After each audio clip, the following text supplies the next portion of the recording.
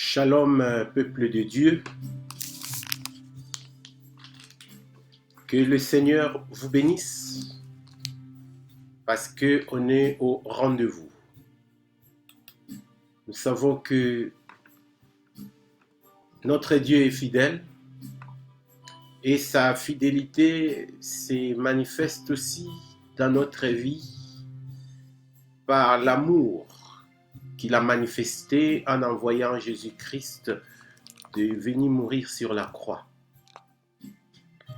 Et cette action fait qu'aujourd'hui, nous soyons dignes d'être réunis autour du trône, autour de cette table prophétique, pour enfin partager, n'est-ce pas, cette nourriture qu'on appelle le pain de vie, que nos pères ont mangé dans le désert. Ils sont morts, le contraire de ce pain. Mais ce pain que nous mangeons, le pain qui est descendu du ciel, Jésus-Christ de Nazareth, c'est autour de cette table que nous allons partager, n'est-ce pas, cette parole de vie. Que le Seigneur soit glorifié, que le Seigneur soit exalté. On est au rendez-vous. Voilà, si vous êtes là, comme d'habitude, essayez de vous manifester pour nous donner la feuille de route pour que nous puissions continuer à célébrer notre Dieu ensemble, parce qu'il est écrit que là où 2 ou 3 sont réunis à son nom, Elohim est au milieu d'eux. Que le Seigneur soit béni, que le Seigneur soit glorifié. Nous sommes là, nous attendons le signalement d'un chacun pour qu'on puisse vaguer, n'est-ce pas, dans ce qui a été prévu par Dieu, pour enfin déguster le menu prophétique du jour pour la gloire du Seigneur. Pendant que nous t'attendons, essaye de te manifester, toi qui es déjà connecté. Pendant qu'on se prépare pour autre chose, on essaye d'arranger un peu côté visuel, l'image, mettre certaines choses en ordre. Nous attendons, nous voulons voir des signes que nous sommes là, des shalom, laïqués pour la gloire du Seigneur. C'est très bien.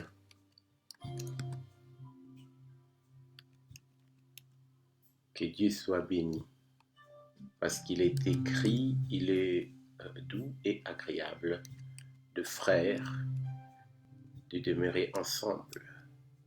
Quand le frère demeure ensemble, c'est le moment où Adonai, le Dieu de la Bible, déverse son onction, déverse sa puissance.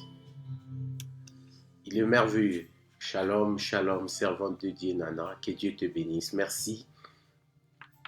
Toujours au rendez-vous, toujours au poste, fidèle. Que Dieu bénisse ta vie. Gloire à Dieu. Nous attendons. Je crois que le frère Boris aussi est parmi nous. Sois béni. Toute la famille Béapami. On vous transmet nos salutations fraternelles et la bénédiction.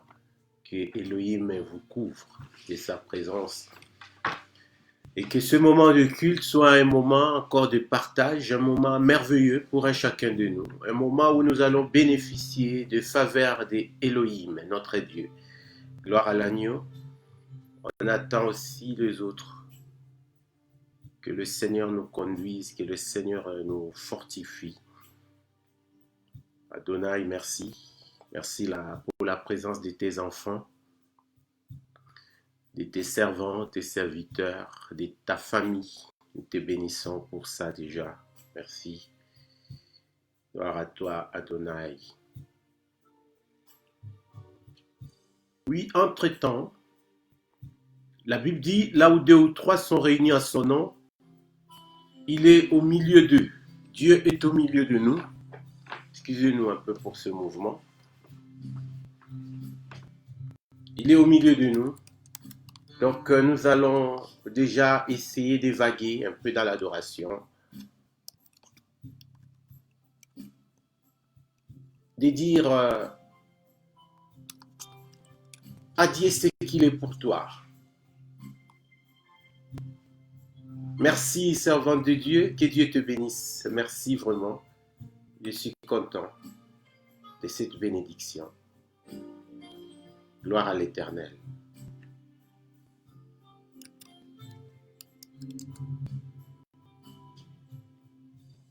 Gloire à Jésus.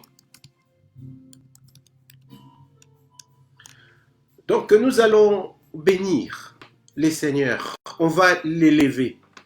Je sais que par la foi, nous l'avons entouré. C'est-à-dire nous avons pris une position prophétique. C'est-à-dire le Seigneur est au milieu et le peuple l'entoure. Parce que la Bible dit, il est assis au milieu de la louange et de l'adoration de son peuple. C'est-à-dire que Jésus-Christ est le point central, il est au milieu et le peuple l'entoure. C'est ça qui se passe constamment quand on est dans la présence de Dieu, quand on rend culte, le Seigneur est au centre. Raison pour laquelle Jésus est au centre de notre vie et cette position fera que nous soyons de vrais adorateurs, ceux qui adorent le Père en esprit et en vérité. Jésus-Christ doit être le centre de ce moment, de ce culte. Il doit être le centre, n'est-ce pas, de nos enseignements, de notre prédication. Il doit être le centre, n'est-ce pas, de notre vie de prière. Parce qu'il est écrit, là où 2 ou 3 sont réunis en mon nom, je suis au milieu d'eux. Il est au milieu d'eux. Voilà. La position géographique prophétique. Dieu doit être le centre de ce que nous faisons. Dieu doit être le centre de notre vie. Dieu doit être le centre dans ta famille.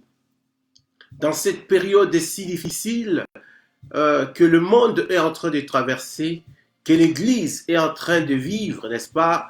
Jésus-Christ doit devenir le centre.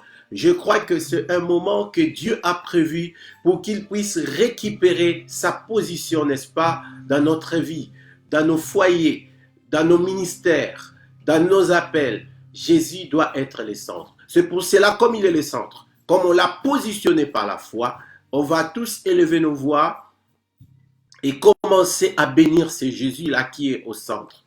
Quand Jésus est au centre de quelque chose, il apparaît étant que le juste juge. Il manifeste sa justice par les guérisons, par les délivrances, par les restaurations, par des miracles extraordinaires, parce qu'il a récupéré sa position. Voilà, nous allons élever notre Dieu. Nous allons le rendre grâce pour ce moment que nous allons passer. Élève ta voix et commence à glorifier le Seigneur. Seigneur Dieu le Tout-Puissant, je suis content. Je suis content parce que je ne suis pas seul physiquement. Même spirituellement, nous ne sommes pas seuls. Parce que les gens de toutes les nations, de toutes langues, sont réunis en ce moment pour élever le nom de celui qui est assis sur le trône. Pour élever le nom de celui qui a donné son corps en rançon pour nous. Pour élever le trône éternel, un trône qui est inébranlable, un trône qui n'a ni fin, un trône qui est éternel, unique à son genre. Je suis content parce que tu nous as donné les souffles de vie. Tu as donné à mon frère, tu as donné à ma sœur le souffle de vie. Ce souffle-là, le souffle de Dieu qui nous pousse à t'adorer en esprit et en vérité. Le souffle que tu nous as accordé dans les narines, c'est un souffle qui apporte la restauration. un souffle qui nous donne l'oxygène pour élever le nom de celui qui est assis sur le trône. Seigneur, ce souffle guérit, ce souffle bénit, ce souffle oriente, ce souffle éloigne de nous de mauvais vents, éteint le feu étrangère. Je suis content parce que tu mettras le verbe juste pour t'adorer. Parce que nous ne savons pas adorer. Et chaque jour, quand on s'approche autour de toi, Seigneur, tu te manifestes. Tu nous bénis par ta présence. Tu fais justice. Tu nous donnes des mots justes pour t'adorer. Adonai, nous t'adorons pour cet instant. Laisse que tous les saints t'adorent. Nous élevons le nom de celui qui est assis sur le trône. Nous élevons le nom de Jésus-Christ, de Nazareth. Celui que le Père a souverainement élevé. Il a donné le nom qui est au-dessus de tout le nom. Afin que tout genou, en commençant par mes genoux, les genoux du cœur, fléchissent. Et que notre bouche, notre langue, confesse qu'il est le Seigneur, élevé à la gloire du Dieu le Père. Nous voulons élever celui qui a vaincu la mort. Nous élevons celui qui nous a donné les clés du séjour de mort, les clés du royaume, pour fermer les portes du séjour de mort. Nous élevons celui qu'on appelle Adonai, Dieu créateur, parce qu'autour de lui, par les paroles qui sortiront de sa bouche, il transformera nos cœurs. Il donnera à chacun de nous un cœur nouveau. Merci, par notre approche, tu es en train de changer le monde. Tu es en train de changer, Seigneur, les choses. C'est pour cela, moi et mon frère et ma sœur, nous sommes venus te dire que nous t'aimons, raison de notre présence. Nous sommes là, nous t'adorons, parce que nous t'aimons. Ma sœur, mon frère t'aime.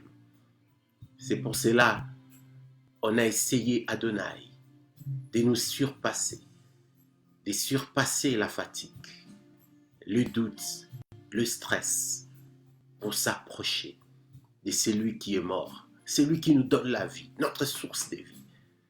Nous te bénissons parce que cette parole restaurera nos cœurs, nous donnera de la force, du courage. Cette parole nous propulsera dans une autre dimension de consécration. Merci Jésus. Tu es merveilleux, Adonai, grand Dieu souverain. Ah oui, qui est comme toi? Qui peut faire comme toi? Qui peut agir comme toi? Que ton nom soit glorifié, que ton nom soit adoré. Une fois de plus, je me soumets à ta présence. Et que tous les saints acclament le Seigneur là où ils sont. Acclament la présence de ton Dieu. Acclament l'omnipotence, l'omniprésence, l'omniscient de notre Seigneur. Il est merveilleux. Alléluia. Que tous les saints soient bénis. Je suis très content de vous voir. Je suis honoré. Dieu est honoré pour votre fidélité. Donc, sans plus tarder, mes amis, nous allons nager dans le fleuve. Un fleuve prophétique. La parole de Dieu, c'est un fleuve. Quand on entre dans ce fleuve et qu'on nage bien, et chaque étape, il y a une restauration. Nous allons découvrir la dimension de la restauration au travers des guérisons, au travers le renouvellement des forces, le recouvrement de la vie, de nouvelles orientations. La parole de Dieu nous donnera de nouvelles opportunités. La parole de Dieu délivre. Elle donne la paix que le monde ne peut donner. Elle ouvre les oreilles. La parole de Dieu bénit puissamment parce que elle était au commencement avec Dieu. Elle est Dieu. Et rien de ce qui existe, même la science, tout, Dieu est le Père de la science, ont été faites par elle. Raison pour laquelle, chers amis, prête oreille au message d'aujourd'hui. Sois attentif à cette parole, afin que tu ne puisses pas sortir main bredouille, cœur vide, mais que tu sors avec un cœur rempli. C'est ça. Alors, nous allons prendre Matthieu chapitre 25, du verset 1 au verset 7. Aujourd'hui, on descend au verset 7. Matthieu chapitre 25, verset 1. Normalement, dans notre écran, c'est verset 6, mais nous allons descendre jusqu'au verset 7. Je crois que tu as ta Bible, tu as ton bloc-notes, parce que nous enseignons. Nous sommes à l'école de Dieu. Dans le livre d'Esdras, chapitre 7, verset 10, la Bible dit, Esdras s'appliquait à étudier la parole du Seigneur. Acte 2, que nous soutenons souvent, verset 42, paragraphe A, il persévérait dans l'enseignement des apôtres. C'est ça, l'attitude, la soif qu'un enfant de Dieu doit avoir. Il doit avoir la persévérance. Persévérer veut dire être sérieux. C'est ça qui donne l'équilibre dans notre vie spirituelle ou prophétique. Pourquoi?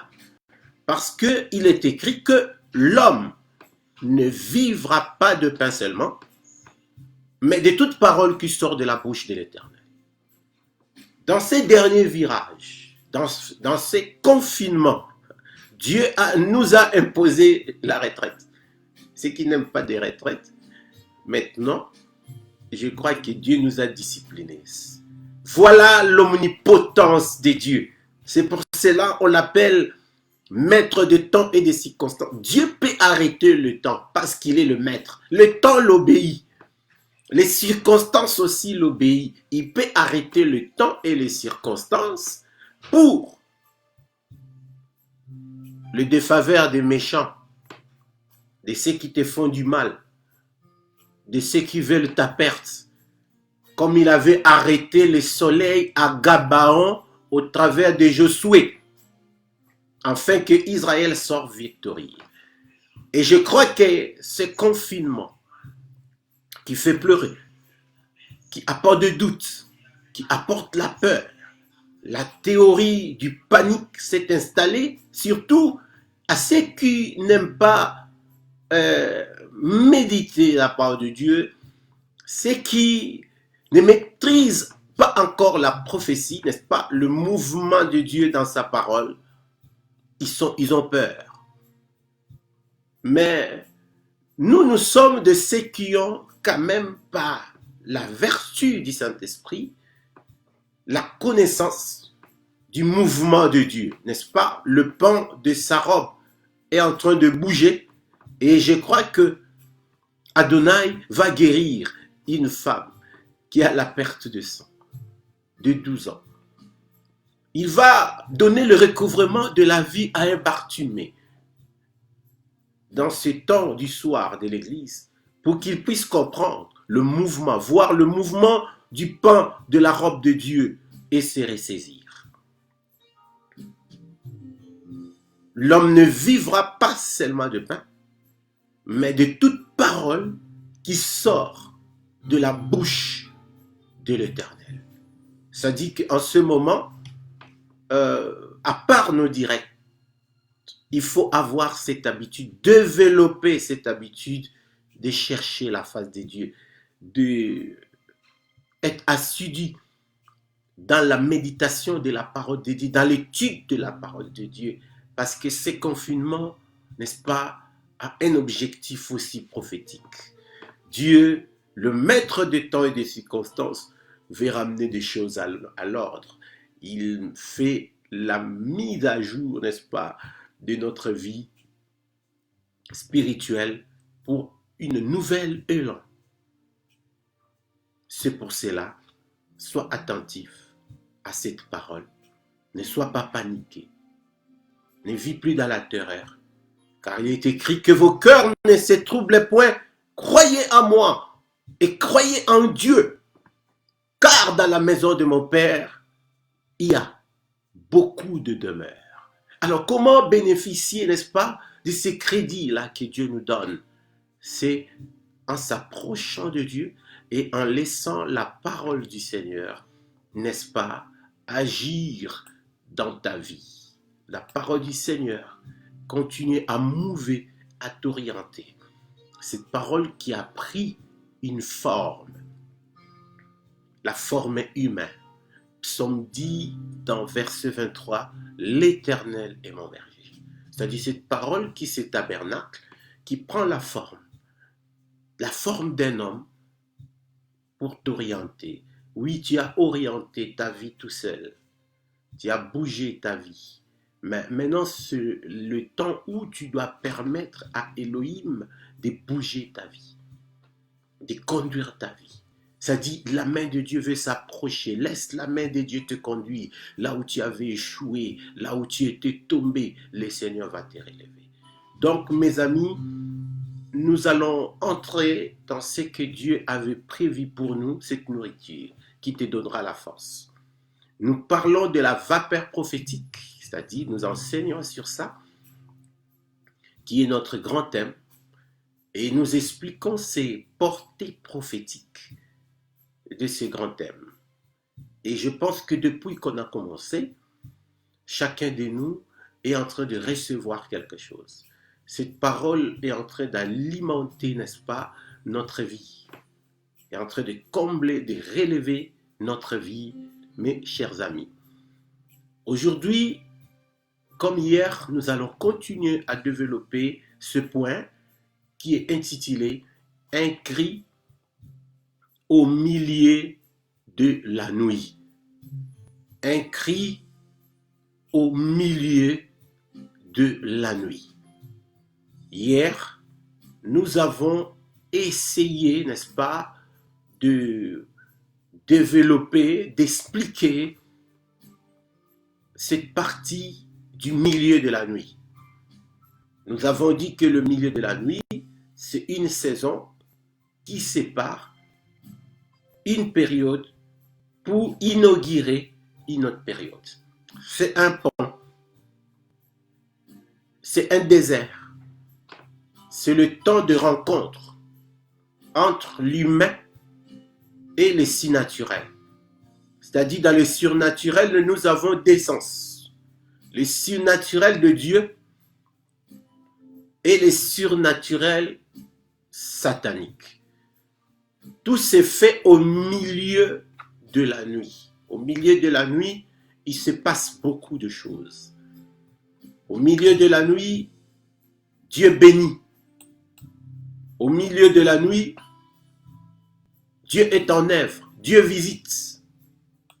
Et c'est dans cette même dispensation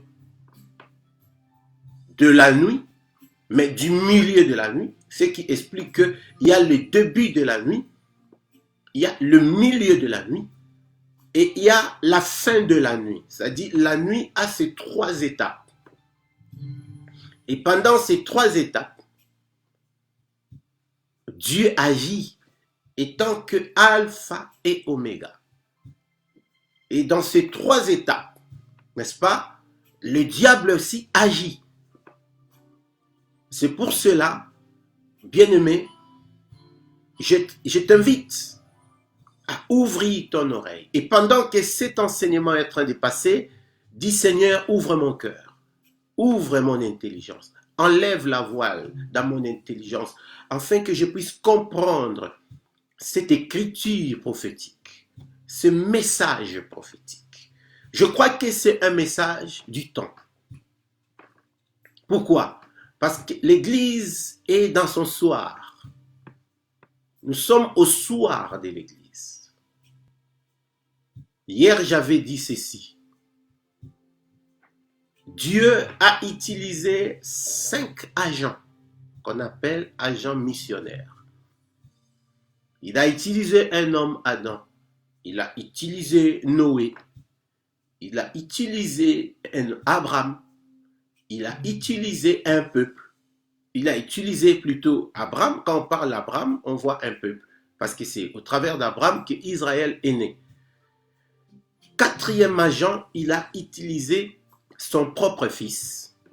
Et cinquième agent, qui est le dernier, après cet agent, il y a des événements qui vont suivre. C'est l'Église. J'aimerais t'exhorter à avoir un grand respect pour l'Église, à ne pas minimiser l'Église. Après ces confinements, après la sortie, nous allons commencer une nouvelle ère de l'Église. C'est-à-dire que sur le calcul prophétique, l'Église entre dans une autre période de sa vitesse, de sa marche. L'Église entre dans une autre étape de son mouvement. Il y aura une accélération du côté des ténèbres et il y aura aussi une accélération du côté de Dieu. C'est-à-dire que la dispensation que nous allons inaugurer, comme nous l'avons dit, c'est le réveil d'Adam. Chacun de nous doit prendre garde de la manière qu'il est en train de bâtir sa vie. Il est en train de bâtir sa spiritualité. Pour prendre garde, il faut avoir les informations. Il faut avoir la connaissance. Il faut être instruit pour prendre garde. C'est-à-dire que ces instructions te donnera l'alpha et l'oméga de ta vie. C'est-à-dire te donnera tes limites. Ces périodes que nous allons entrer dans quelques jours ou dans quelques semaines, que celui qui lit ou celui qui a participé dans des directs ou celui qui suit doit faire beaucoup d'attention. Les gens doivent se ressaisir, marcher dans la crainte de Dieu, décider, parce que c'est un choix, de mener une vie de consécration, une vie de séparation.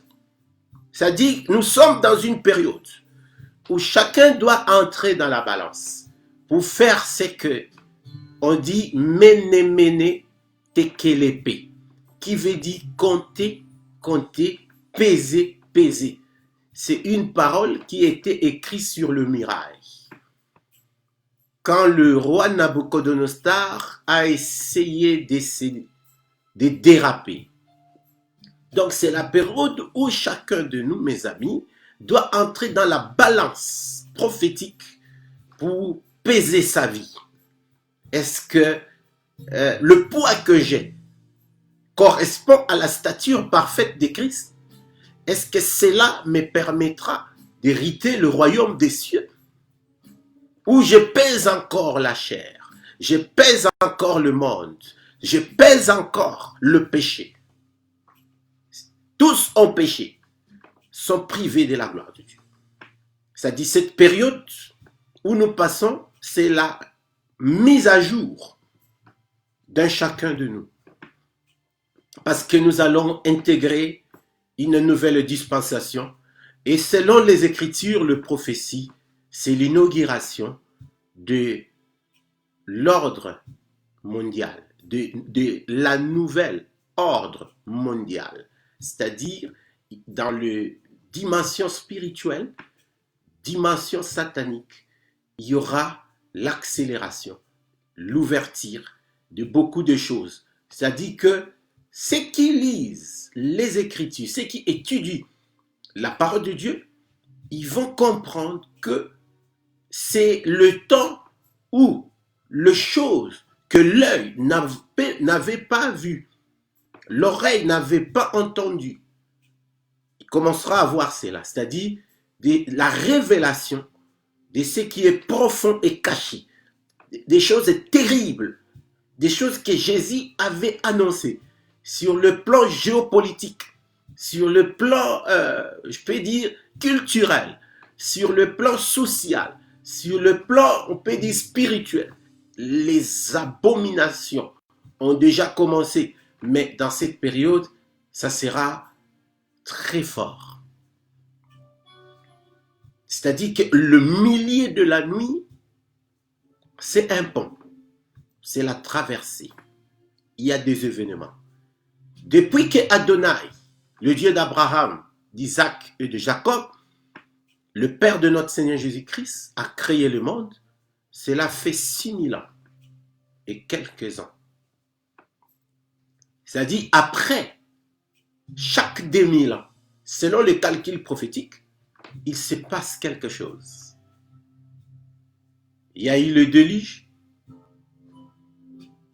il y a eu la création du monde, il y a eu le déluge, si je ne me trompe pas, il y a eu la naissance de Christ, il y a eu la Pentecôte, la venue de l'Esprit, et quand le monde avait atteint 2000 ans, il y avait une évolution des Illuminati, c'est-à-dire, je vais dire une chose, que Jésus-Christ est la seule lumière du monde.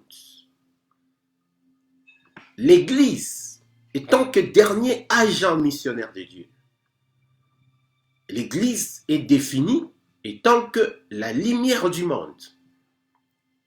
Il n'y a pas une autre lumière. Pourquoi? Parce qu'après l'enlèvement de l'Église, il y aura des temps difficiles. Après l'enlèvement de l'Église, il y aura maintenant le ténèbre, n'est-ce pas, qui va remplir, environner la terre, parce que la grâce est partie. Et il y aura des périodes très difficiles. Malheur à la personne qui vivra ces temps-là, parce qu'il n'y aura pas la grâce. C'est-à-dire, en 2000, il y a eu cette inauguration, cette innovation des Illuminati dans les domaines scientifiques de l'Internet et autres choses. Il y a des choses qui s'accomplissent, mes amis. Un cri au milieu de la nuit. Il y a une diversité de cris dans une dispensation. Toi qui notes. J'aimerais que quand tu me suis, que tu puisses avoir un cahier pour noter, écrire cette prophétie. Dieu aime des gens qui écrivent la prophétie. La Bible dit, or, alors le royaume des cieux est semblable à 10 vierges. Dieu utilise des paraboles, Jésus-Christ, enseignées par des paraboles. Pourquoi? Parce que les paraboles sont le corps de la doctrine, l'emballage de la doctrine, l'enveloppe de la doctrine, c'est des paraboles. Raison pour laquelle il faut avoir l'esprit du Seigneur pour décortiquer les paraboles. Sinon, tu liras la Bible dans le sens intellectuel. Or, dans la Bible, il y a la partie profonde, la partie prophétique. Là, c'est l'exclusivité du Saint-Esprit. Alors, le royaume des cieux est semblable, n'est-ce pas? Ou sera, il dit sera, parce que le royaume des cieux est futur. Malgré qu'il est au milieu de nous au travers Jésus-Christ, mais il est futur. C'est un lieu, c'est une destination. Donc, il faut avoir la vision du royaume. Il dit, le royaume des cieux sera semblable. Le royaume des cieux, c'est le royaume de Dieu. C'est un royaume éternel, inébranlable. Un royaume où il n'y a pas la corruption, où la corruption, où le péché n'aura pas de place. C'est un royaume qui est basé, fondé dans l'atmosphère de la sanctification, de la crainte de Dieu. Raison pour laquelle ceux qui sont destinés à hériter, n'est-ce pas, le royaume des cieux, car elle est inhéritage. Ils doivent vivre dans la crainte de Dieu. Ils doivent vivre dans la sainteté. Ils doivent se séparer du royaume et de ce monde.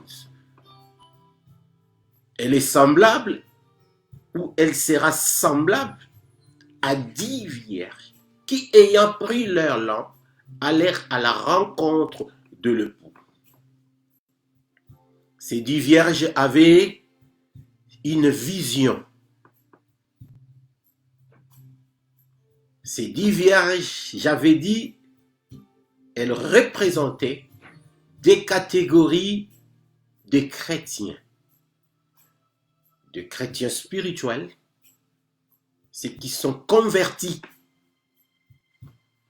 C'est ceux qui sont convertis, c'est-à-dire l'appel au salut a des branches. Première branche, c'est la repentance. La repentance, c'est le changement des directions. Quelqu'un qui allait au bar,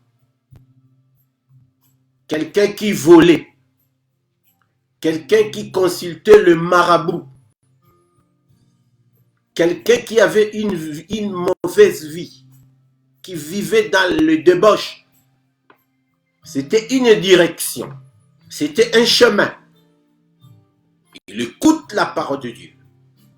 La parole de Dieu le touche. C'est-à-dire le cri de la parole de Dieu au milieu de la nuit, qui représente aussi l'attitude du cœur, qui représente une vie qui ne correspond pas à la vie que Dieu veut que ses enfants, ses créatures mènent. C'est-à-dire cette personne qui est encore créature. Parce qu'il y a une différence entre être créature de Dieu et enfant de Dieu. Cette parole qui touche ton cœur, qui entre au milieu de ta vie, et tu as pris la prise de conscience. Tu as dit que j'abandonne ce voie, je change la direction. Celui qui négligeait les choses de Dieu, il commence à suivre le chemin de Dieu.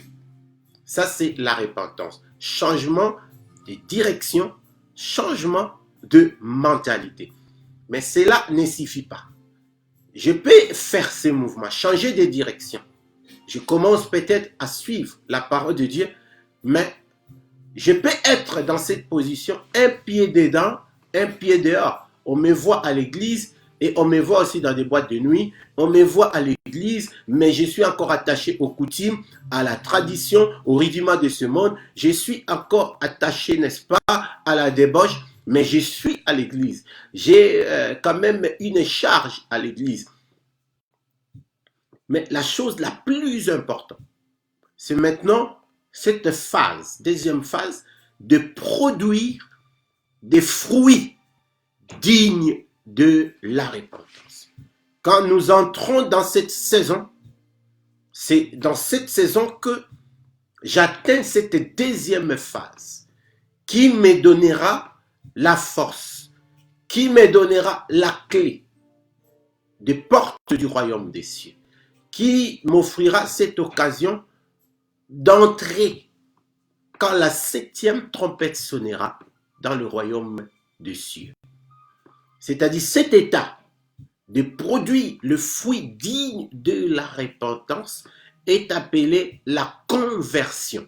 C'est pour cela, Jean, quand il enseignait dans son école, il dit, repentez-vous et que, ne vous limitez pas seulement à la repentance, et que chacun de vous produit des fruits dignes de la repentance. La repentance, c'est le mouvement du sarment, et la conversion, c'est quand on s'attache au cep et on produit des fruits. Jean dit, le sarment que nous sommes, l'Église, c'est le sarment de Dieu. Les servantes, les serviteurs de Dieu, les enfants de Dieu, L'Église, c'est le sarment de Dieu. Alors le sarment ne peut de lui-même produire de fruits s'il n'est attaché au cep. Car sans moi, vous ne pouvez rien faire. C'est-à-dire, dans ces temps, nous devons nous attacher au cep, qui est Jésus-Christ, la pierre angulaire, pour produire des fruits par la puissance du Saint-Esprit. Pourquoi? Parce que personne ne peut venir au Père sans pour autant passer par les ceps, sans pour autant s'accrocher à Jésus. Et je crois que il est évident que dans cette période, que les enfants de Dieu, le corps du Christ, nous, les serviteurs et les servantes, nous qui avons participé à cette promesse, qui avons reçu l'Esprit qui a été promis à Joël, c'est le temps de demander au Saint-Esprit de nous accorder cette force, de s'attacher au cep. Je vais produire des fruits dignes de la repentance, mais ce n'est ni par la force, ce n'est ni par la puissance, mais par l'Esprit d'Élohim, a dit les Écritures. Ça dit, je vais produire des fruits. Pourquoi? Parce que ceux qui ont droit au royaume des cieux, ce n'est pas seulement le don spirituel. Il dit, ce n'est pas ceux qui disent Seigneur, Seigneur, qui entreront dans mon royaume. Les autres vont dire, oui, mais je fais ceci, j'ai chanté, j'ai prêché, j'ai guéri les malades. Ça, ce sont les dons, les équipements que Dieu nous accorde pour réaliser la mission dans l'esprit des craintes, dans l'esprit de la séparation. Mais ce n'est pas la garantie. Mais la garantie pour moi accéder dans le royaume des cieux, c'est quand je produis des fruits dignes de la repentance. Et personne ne peut produire des fruits dignes de la repentance de sa propre force. Personne ne peut laisser le mensonge, personne ne peut laisser le vol, personne ne peut laisser l'ivrognerie, personne ne peut laisser, mes amis, la débauche si il ne s'attache pas, si il ne se sent pas misérable, parce que ce sont des lois qui nous éloignent de Dieu. C'est pour cela nous devons chercher Dieu. Nous devons demander Jésus-Christ le cep. Moi, je suis le sarment. Je vais m'attacher à toi pour porter des fruits dignes de repentance pour que je sois enlevé. C'est ça le grand désir de Dieu. C'est ça, c'est que les enfants de Dieu, la vision, le désir, cette soif que nous devons avoir. C'est le temps de construire, de cultiver, de garnir notre salut. C'est pour cela que j'ai dit qu'il y a plusieurs cris dans la dispensation. Donc aujourd'hui, j'expliquerai une partie des cris, parce qu'il y a beaucoup de cris que nous allons expliquer petit à petit. J'expliquerai quelques cris ou un type de cri. 5 d'entre eux, elles étaient folles, et 5 d'entre eux étaient sages. Le fol, en prenant leur lampe, ne prirent point d'huile avec elles. Mais les sages prirent avec leur lampe de l'huile dans des vases. Le fol avait des vases aussi, de lampes. Les sages pareil. Mais ils ont oublié la notion de la réserve.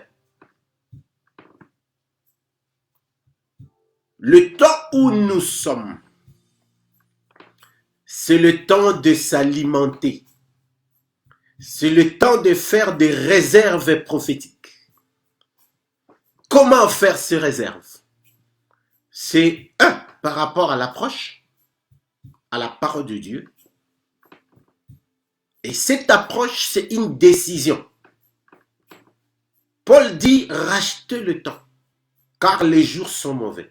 Et quand on rachète le temps, c'est-à-dire on doit faire des réserves spirituelles.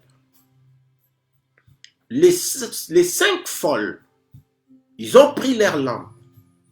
Il y avait de l'huile, alimenter la lampe, mais ils ont oublié la notion de la réserve. Je disais précédemment, au début, La Bible dit l'homme dans Matthieu 4 ne vivra pas de pain seulement, mais de toute parole qui sort de la bouche de Dieu.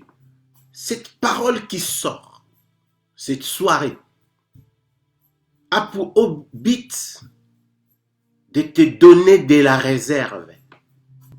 Comme tu as besoin des réserves naturelles, les réserves corporelles, et tu as aussi besoin de réserves spirituelles pour résister à ce temps que nous allons entrer, parce que c'est un temps où les choses seront terribles.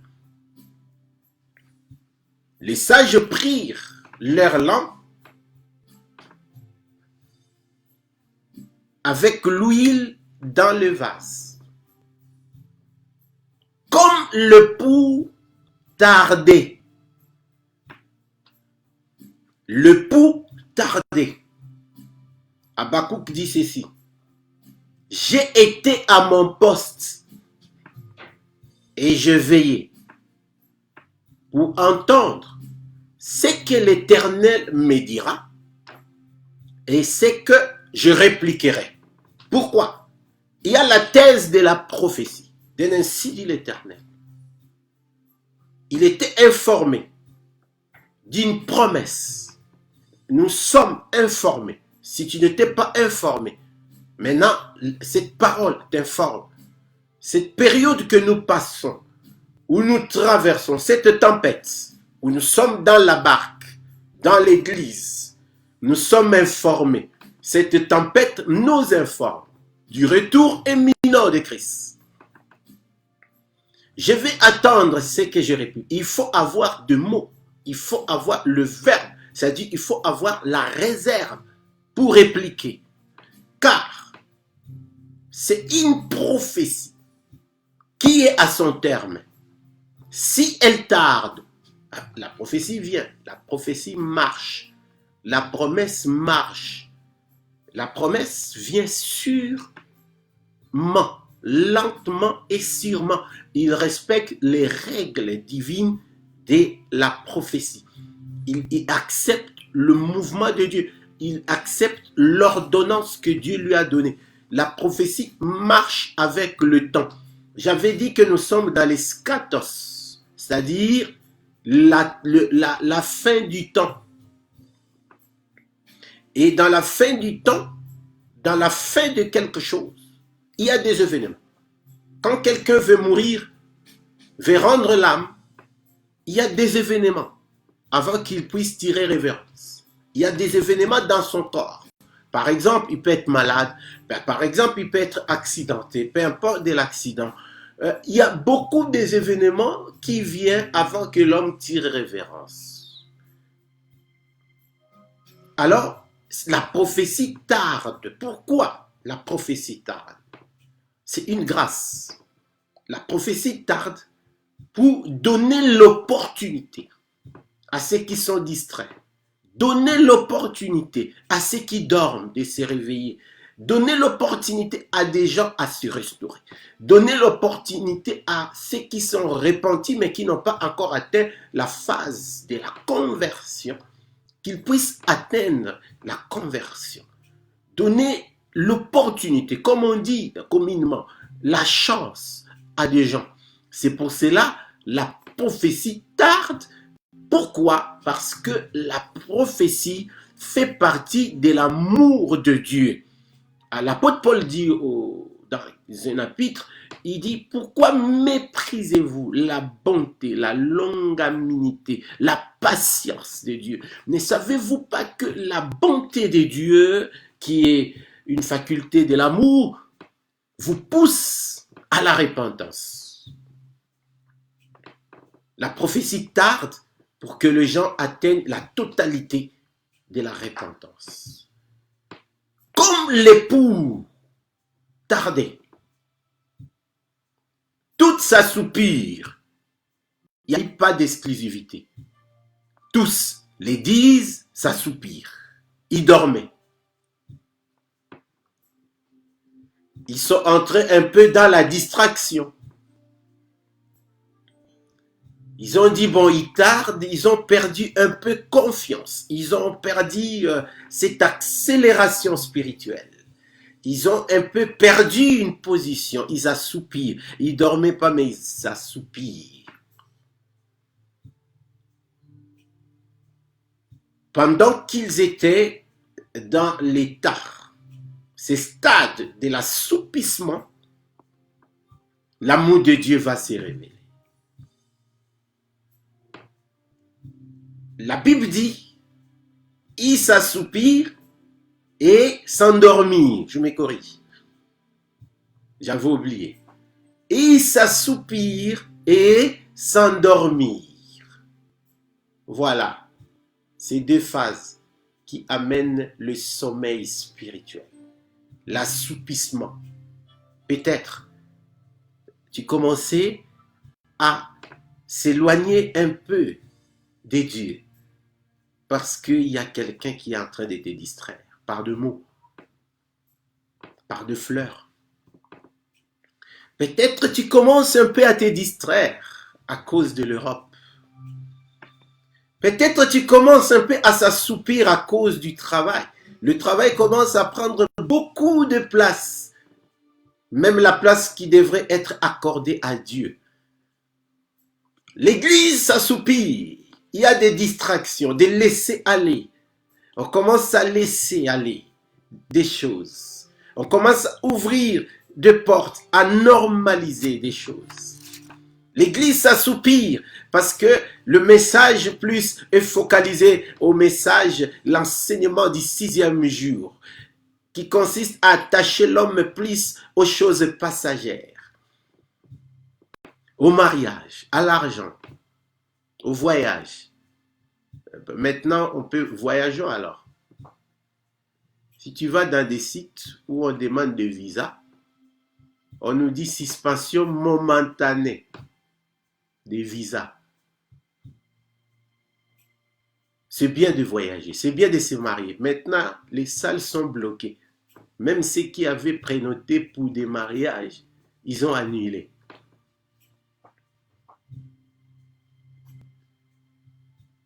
On travaille, il faut travailler. Celui qui ne travaille pas ne mange pas. Mais aujourd'hui, on est en confinement.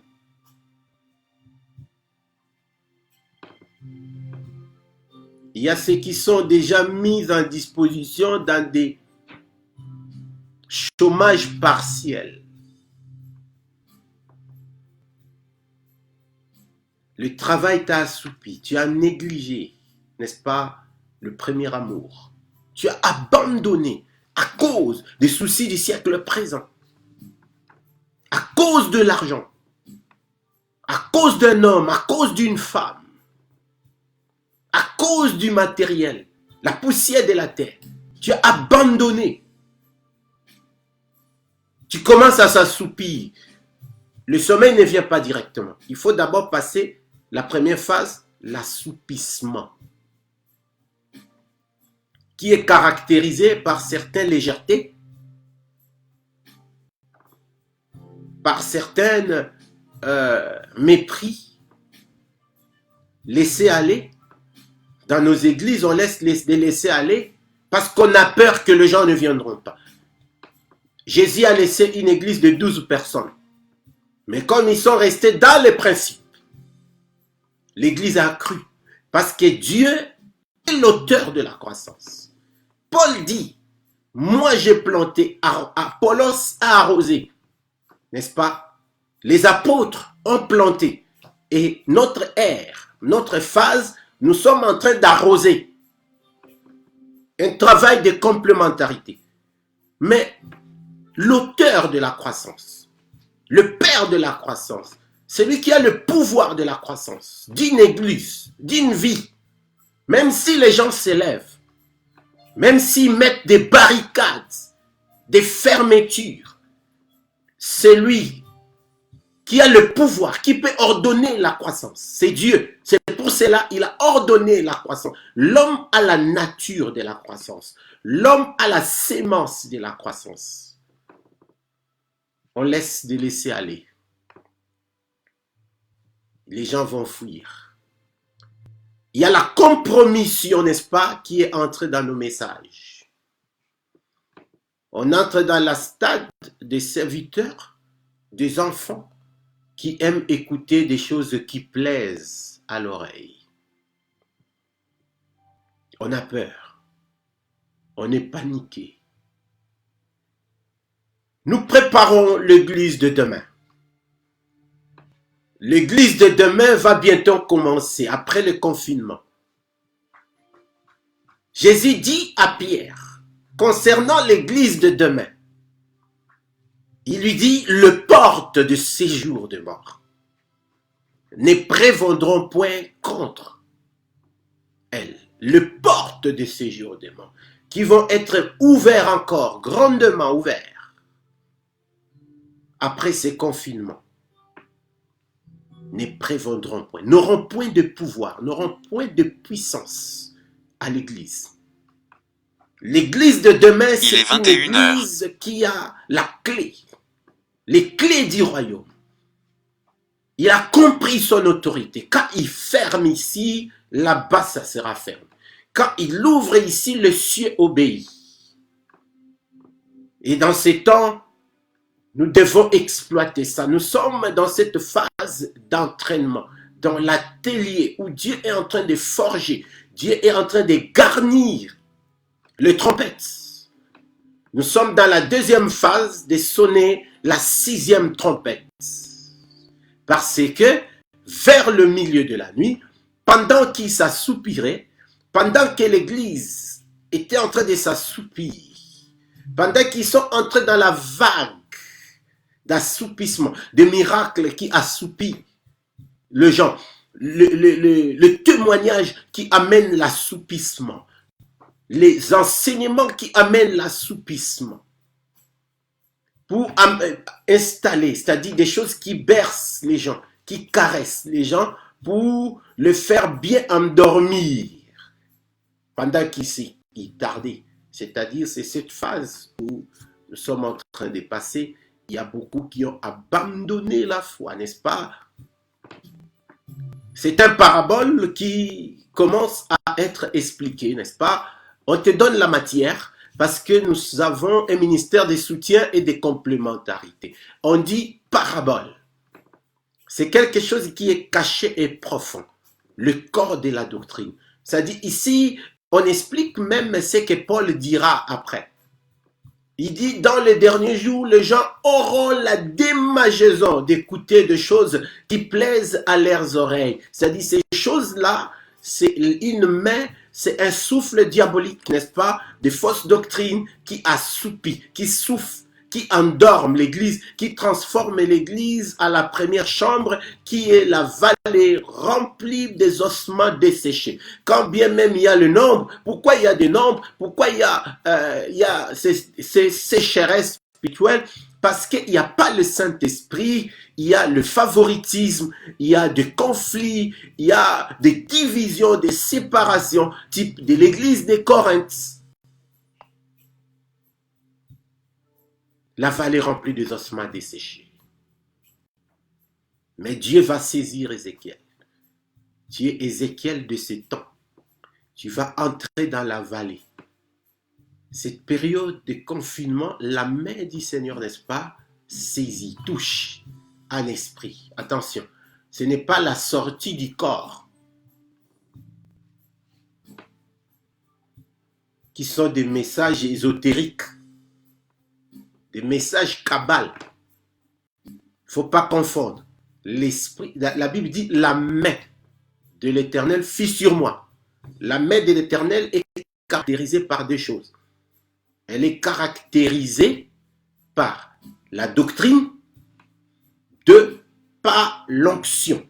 C'est que Élisée avait compris et il a demandé à Élie, je veux le double portion de l'onction, l'huile et la farine, la saine doctrine et l'onction qui s'assaisonne, et quand tu ouvriras ta bouche, sortira le feu qui amènera le peuple à dire, hommes et frères, que devons-nous faire pour être sauvés? Que devons-nous faire pour hériter le royaume des cieux? Que devons-nous faire? Montre-nous le voie. Montre-nous te voie. Enseigne-nous te voie, comme David avait demandé. C'est ça l'expression. C'est ça le nouveau langage de l'Église. Il dormait et pendant qu'il dormait, au milieu de la nuit, on cria. Voici l'époux.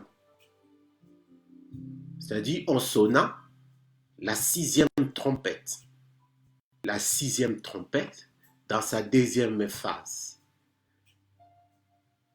Dans ce 3e millénaire, dans cette dispensation où les kabbalistes vont élever la nouvelle ordre mondiale, où ceux qui ne seront pas forgés, ceux qui n'auront pas de réserve, ils vont accepter à faire et qui se disent dans la saine doctrine de célébrer des mariages homosexuels, de pratiquer les infâmes, l'abomination de la désolation qui doit être établie. Nous sommes dans la phase de la prophétie que Dieu avait donnée à Daniel. Jamais l'argile et le fer peuvent faire l'alliance. Nous sommes au soir de l'église, bien-aimés. Nous devons faire attention. On cria au milieu de la nuit, voici l'époux, allez à sa rencontre. La dernière fois quand j'ai enseigné une partie sur le culte, j'ai dit ceci. La vision de Dieu, la pensée du cœur missionnaire de Dieu, depuis Genèse jusqu'à Apocalypse, est que Dieu soit célébré. C'est-à-dire, dans tout ça, il y a la pensée du culte. Dieu veut que, depuis la Genèse jusqu'à l'Apocalypse, et dans tous ces mouvements, depuis les pères, depuis les prophètes et les apôtres, jusqu'au temps de l'Esprit, que Dieu puisse être rendu un culte qui sera agréable. C'est-à-dire, c'est la pensée du culte. Dieu veut être célébré. Alors, ici, il y a une pensée de culte. Parce que le culte, c'est un moment où on rencontre l'époux. Le culte, c'est un moment de mariage. C'est un moment de partage.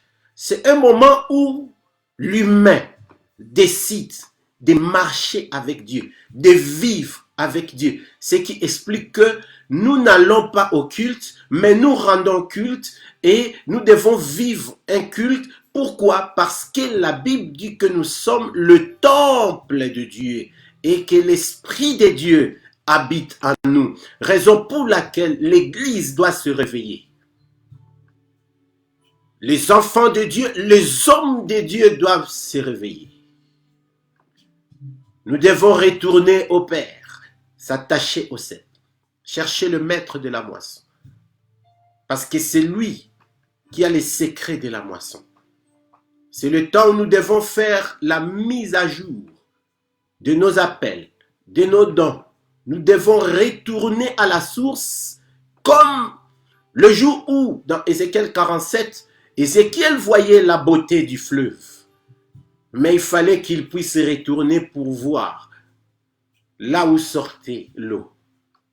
C'est le temps de faire le retour aux vraies paroles.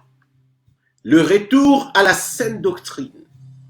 C'est le temps de ne pas prêcher pour plaire aux gens.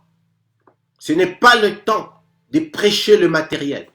Mais c'est le temps de parler de la vie éternelle. La Bible dit la vie éternelle, c'est ceux qui te connaissent. Toi, le seul vrai Dieu, et celui que tu as envoyé, à savoir Jésus-Christ. C'est-à-dire la vie éternelle, ce n'est pas des récitations, mais la vie éternelle, est basée sur la connaissance, rencontre personnelle avec l'époux. Découvrir l'époux. Au milieu de la nuit, on cria, voici l'époux, et allez à sa rencontre.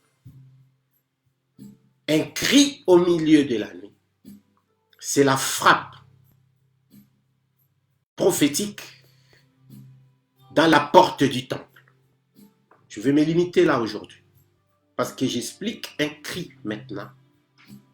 C'est la frappe de la main de l'Éternel dans la porte du temple. Apocalypse 3:20 dit, mais voici, je me tiens à la porte et je frappe.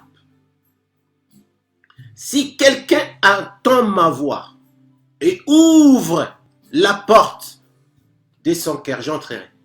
Si quelqu'un entend le cri de la parole, j'entrerai. Mes brebis plutôt entendent ma voix. Je le connais et ils me suivent. Nous sommes dans le temps de faire la différence. Qui est berger? Qui est brebis?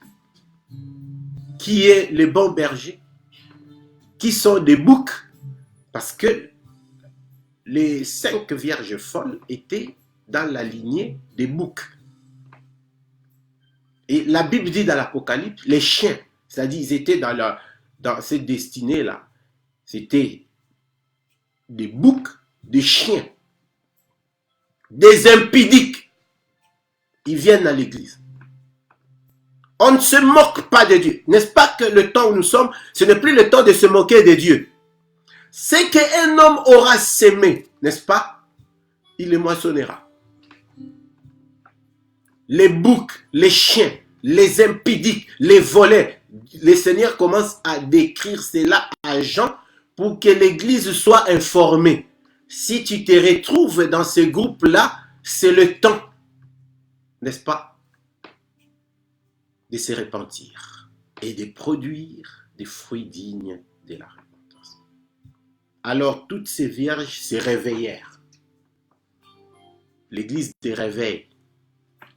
Est-ce qu'il fait son travail? Toutes ces vierges se réveillèrent et préparèrent leurs lampes. Voilà la phase où nous sommes. La phase où l'Église doit être. C'est-à-dire, c'est la période d'échange, de remise et reprise pour un nouveau départ. C'est ça que nous disons, un cri au milieu de la nuit, c'est une action qui produit un nouveau départ. Mais un nouveau départ avec l'huile dans les lampes et dans des vases. Un nouveau départ avec l'esprit. Si nous marchons dans la chair, mais nous ne combattons pas dans la chair.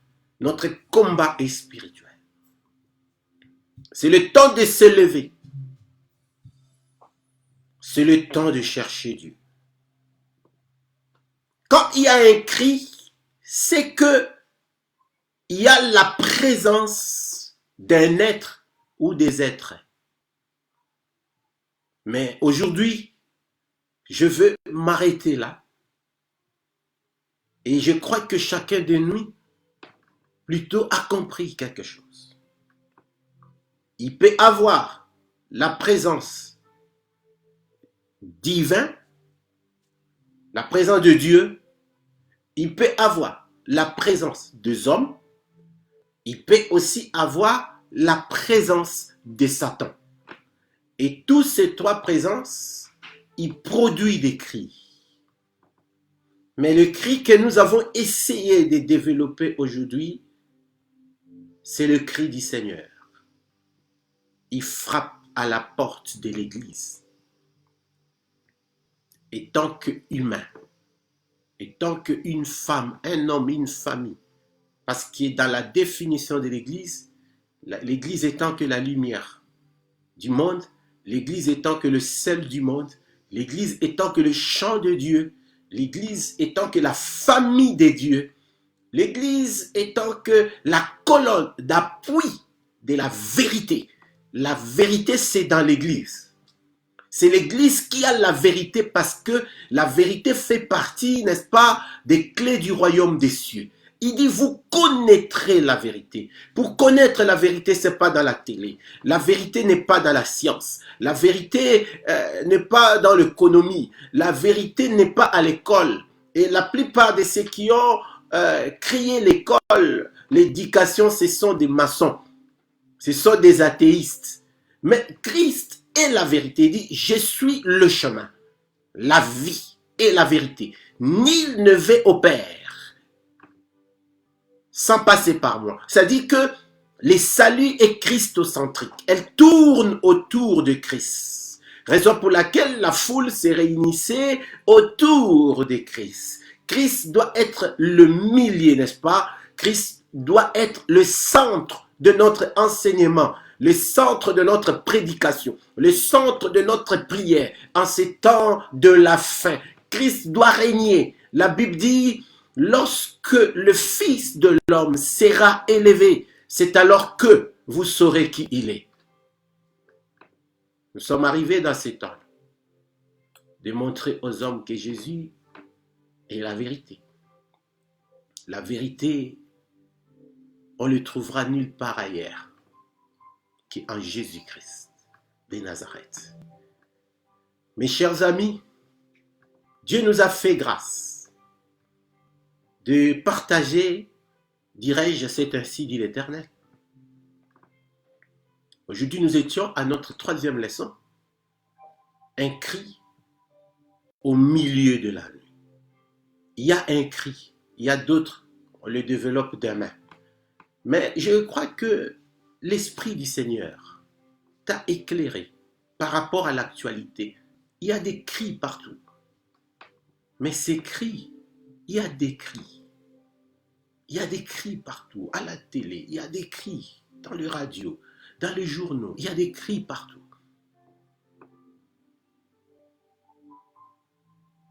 Il y a ceux qui ont perdu des proches, des amis, des enfants, une femme, un homme. À cet instant, un homme est en train de pleurer, soit un enfant, soit une femme, un frère, une sœur. Une femme est en train de pleurer. Les nations sont en pleurs. Le roi de la terre sont en pleurs. Il y a un fléau. Il y a une plaie dans le monde. Partout. Une vapeur qui s'élève. Mais Jésus est Seigneur. Il veut faire quelque chose. Alors dans ces 17 minutes qui nous restent, nous allons les diviser en deux. On passera 8 minutes pour prier pour nous. Que Dieu nous relève. De prier pour le pâturage et après, nous prierons aussi pour la moisson. Parce que c'est la recommandation. Il dit la moisson est grande. Mais il y a peu d'ouvriers. Priez donc le maître de la moisson d'envoyer des ouvriers dans sa moisson. Nous allons prier Dieu pour qu'il réalise au travers de ta prière le grand réveil dans la moisson. Que Dieu intervienne dans la moisson pour ceux qui sont atteints. Que Dieu guérisse. Que Dieu donne la force. Que Dieu protège le corps médical. Que Dieu protège les scientifiques qui recherchent. Que Dieu donne du courage, console les familles, que ce soit un message pour ramener le cœur de fils au Père. Nous allons élever nos voix et nous allons prier le Seigneur. Adonai, Dieu très haut, j'ai dit merci pour nous avoir accordé, Seigneur, cette force, cette opportunité de s'approcher, Tu nous as donné les savoirs. Par ton esprit, tu nous as donné l'esprit supérieur pour comprendre le mouvement de ta parole, pour discerner ton langage. Je te dis merci parce que ce message nous a révolutionné un chacun de nous qui nous a écoutés. Oui, ce message nous a remis à jour pour ta gloire. Adonai Dieu très haut, je bénis ton Saint-Nom pour la présence d'un chacun. Seigneur, nous prions pour le pâturage. Nous prions pour la maison d'Israël qui est sous les ossements desséchés, qui est dans le sépulcre. Oh Dieu, là où il y avait la mort, là où il y avait la négligence, là où il y avait l'assoupissement, là où il y avait le sommeil, dans ma vie, dans le pâturage, chez mon frère, chez ma soeur, chez tous ceux qui sont prédestinés, qui sont entrés dans l'apostasie. Adonai, accorde-nous le Saint-Esprit. Réveille chacun de nous. Réveille chacun de nous. Seigneur, relève la crainte. Nous voulons être une génération qui vont te craindre. Parce que c'est la crainte de Dieu qui alimente nos lampes et qui nous donne la réserve d'huile dans nos vases. Seigneur, je veux que le jour où tu viendras et que tu puisses nous récupérer, je veux être dans la liste. Aide-moi à cultiver mon salut et à garder mon salut. Je ne suis pas venu te demander ni l'or et l'argent, mais je suis venu te demander de m'accorder l'Esprit du Père, à mon frère et ma soeur, à tes serviteurs, à tes servantes de par le monde, et que tu nous accordes le Saint-Esprit, qui nous donne la force de te craindre, de marcher avec toi, de conserver notre foi. Ô Dieu, pour ta gloire, je sais que tu exauces la prière, les prières qui sont faites selon ta volonté. Je crois et je confesse que mon frère, ma soeur, qui était dans les sommets, qui était dans l'étape de l'assoupissement, Seigneur, ce qui était mort spirituellement, ce qui était tombé, je crois que de par le monde et par les prières qui sont en train de se faire, ô Dieu, je déclare des restaurations, de pardon, de repentance, de conversion. Seigneur, afin que le feu descende et que le réveil puisse être équilibré et total. Seigneur, tu as fait que Élie puisse dire au peuple de se rapprocher, de se restaurer, de reconstruire l'unité de l'esprit. Et après, le feu était descendu pour détruire les puissances de Baal, pour détruire des mauvaises doctrines, pour détruire des choses qui nous distraient. Oh Dieu, je crois à ce réveil. Je crois que nous serons parmi ceux que tu as prédestinés d'avance. Nous sommes dans la génération des 7000 qui n'ont pas fléchi leurs genoux à Baal. Quand bien même que les autres ont fléchi, je pouvais aussi être là. Mais Jésus, aujourd'hui nous avons écouté ta parole. Cette vapeur qui se lève nous a restaurés. Oui, nous sommes encore, Seigneur, classifiés, restaurés. Papa, pour ce grand bataille, pour cette grande course, ouais, tous tes serviteurs de par le monde qui utilisent les directs pour annoncer l'évangile, ouais, leur vie, brûle leur langue, restaure-nous, afin que après ces confinements, nous puissions élever l'étendard de la croix, afin que nous puissions élever celui qui est assis sur le trône très élevé, afin que Jésus restaure, récupère sa place, et que Jésus devienne Adonai, le centre de notre vie, le centre de notre message, afin que nous présentons au monde que Jésus est l'auteur d'un salut éternel. Seigneur, je recommande la moisson entre tes saintes mains. Tu as un cœur, un plan pour la moisson.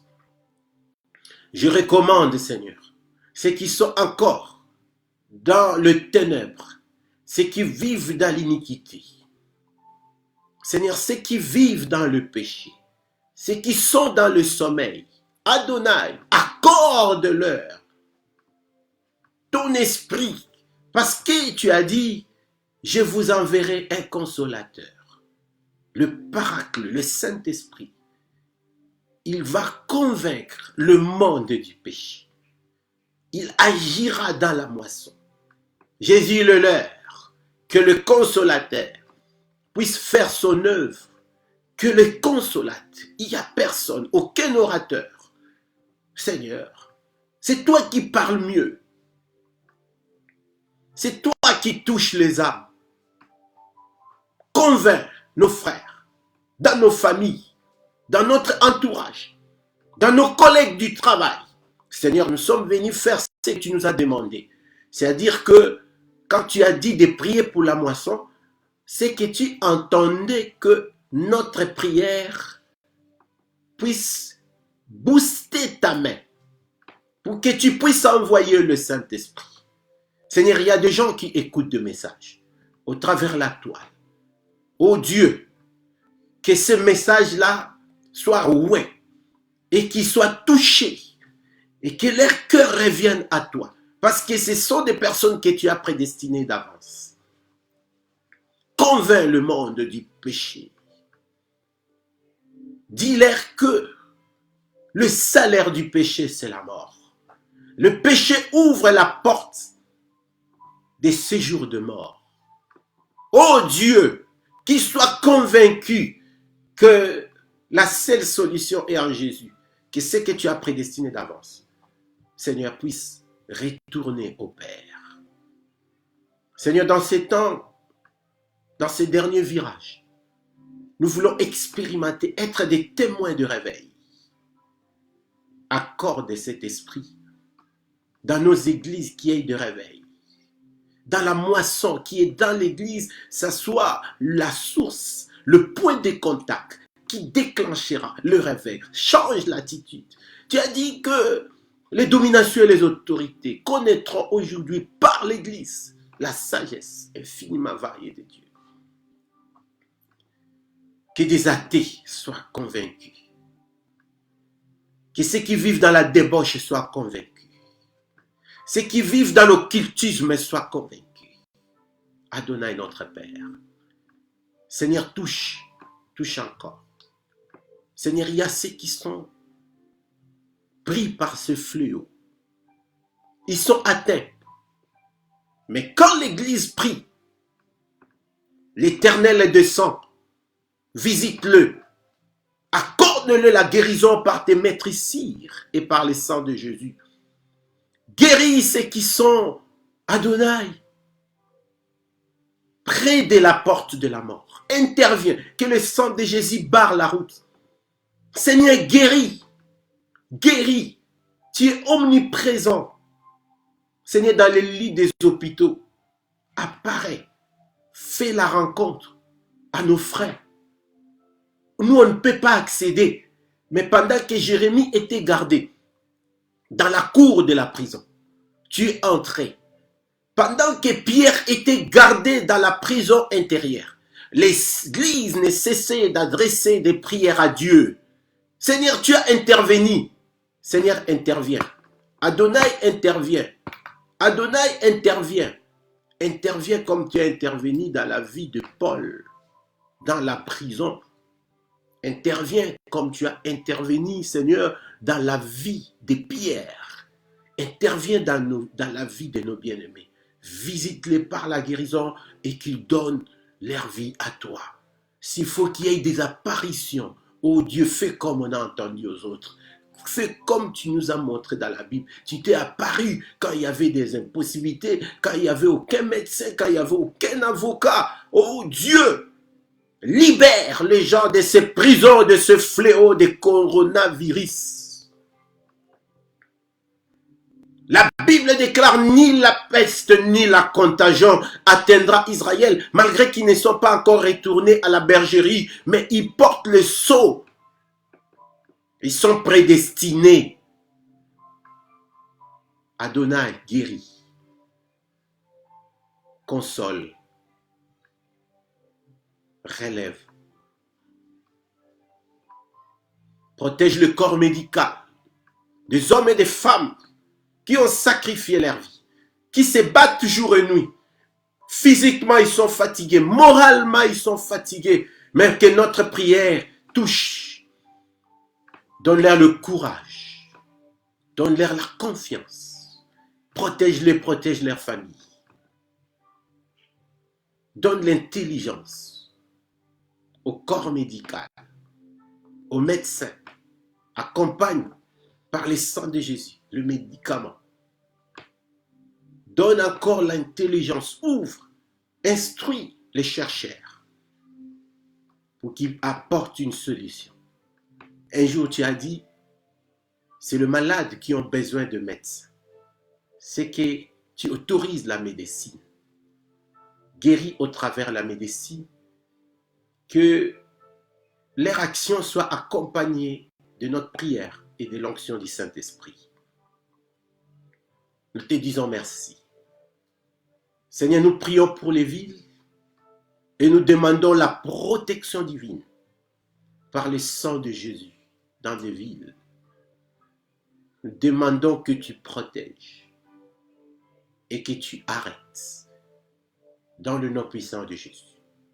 Seigneur, nous prions pour la journée de demain et la journée de dimanche. Nous prions pour toutes les interventions qui se font en ligne pour édifier le corps du Christ. Les instruments que tu as préparés, Seigneur, pour cette phase, pour cette millier de la nuit, qu'ils soient loin du Saint-Esprit, qu'ils soient protégés. Protège les familles de tous tes serviteurs.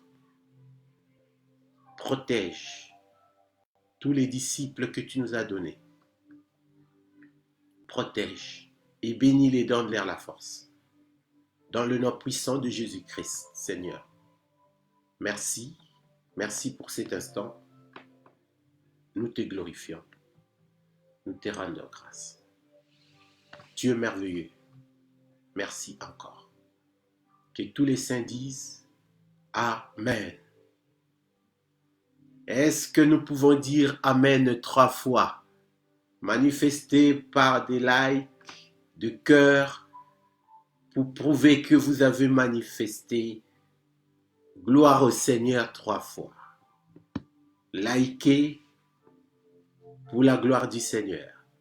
Je veux voir des gens liker pour confirmer, pour participer à ces cris de joie, cris de victoire. Gloire au Seigneur. Likez pour confirmer, likez. Je veux voir tout le monde liker pour confirmer, pour s'associer à cette parole. Gloire au Seigneur 3 fois. Gloire au Seigneur, gloire au Seigneur, gloire au Seigneur. Oui, le chiffre 3, c'est le chiffre de la victoire, c'est le chiffre de la résurrection, c'est le chiffre qui apporte le réveil, c'est le chiffre de miracle. N'est-ce pas que cette soirée, toi qui nous as suivis, soit une soirée de miracles, de restauration, de beaucoup de bonnes choses. Nous saluons les serviteurs de Dieu qui nous ont assistés, qui nous ont soutenus. Nous saluons l'apôtre Goffin. Que Dieu te bénisse à Martinique. Que aussi la paix du Seigneur règne sur vous. Je salue le pasteur Nico à Poitiers. Que Dieu vous bénisse et qu'il vous comble. Je salue la servante de Dieu Nana. Je salue la servante, le serviteur de Dieu Boris, la servante de Dieu Mamie. Je salue les serviteurs de Dieu Arnold. Que Dieu te bénisse mon frère, que Dieu te comble. Je salue tout le monde, que la bénédiction de Dieu soit votre partage. Je salue tout le peuple de Dieu de par le monde. Je salue l'église du corps du Christ. Nous saluons aussi toutes les églises locales de Nantes. Je salue les serviteurs de Dieu Gédéon, Landry, tout le monde. Que Dieu vous bénisse. Je salue aussi tout le monde qui n'ont pas participé, mais qui auront à suivre ce message. Voilà, que Dieu vous bénisse. Demain, nous sommes là à 20h jusqu'à 21h30. Nous sommes là. Et dimanche, nous sommes là à 15h jusqu'à 16h30. Comme je vous avais annoncé que notre chaîne YouTube a été déjà activé. Alors, nous voulons les tester ensemble. Ce que nous allons faire,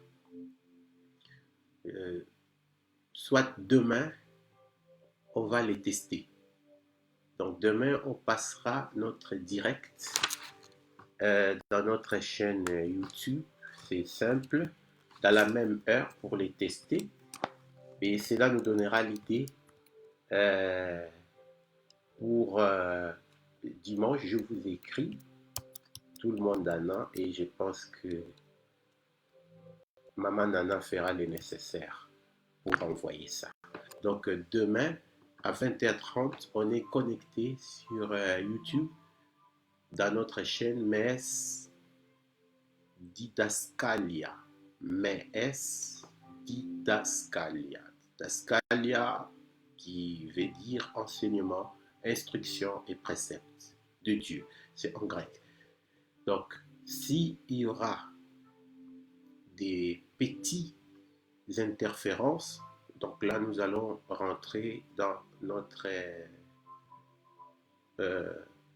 page de Facebook. C'est pour cela que j'aimerais que nous puissions être un peu 10 minutes de l'avance de mes pouvoirs. Comme ça, on aura la marge. Donc, à partir des 19h45, on peut y être là pour tester. Donc, si ça ne marche pas, on aura quand même la marge de retourner sur notre page Facebook comme aujourd'hui pour continuer notre enseignement, notre culte. Alors, que Dieu vous comble, que la grâce de Dieu vous soit multiple. Je vous aime beaucoup. Voilà. Que le Seigneur soit avec vous. À demain.